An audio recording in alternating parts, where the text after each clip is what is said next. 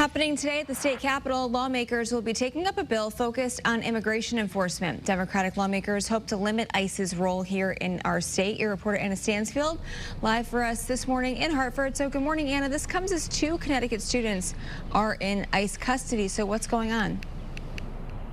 Yeah, Kate, good morning. That's right. As we speak right now this morning, both a teenager from Cheshire High School and a nursing student in their 20s from Southern Connecticut State University are both being detained by ICE. Now, some local lawmakers say both of those detainments, are unnecessary, and that's exactly what they say this bill aims to prevent.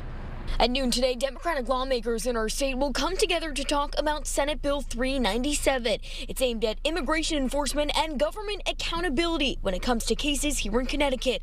If it passes, it would allow people to sue federal or state officers over alleged constitutional rights violations, and it would give the Attorney General more power to investigate those cases. It would also ban most law enforcement officers from wearing masks when interacting with the public, which ICE agents typically do.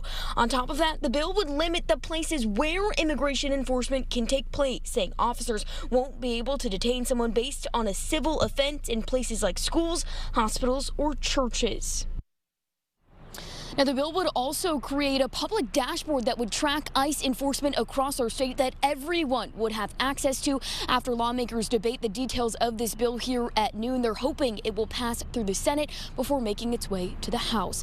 I'm your reporter live in Hartford, Anna Stansfield, Channel 3 Eyewitness News.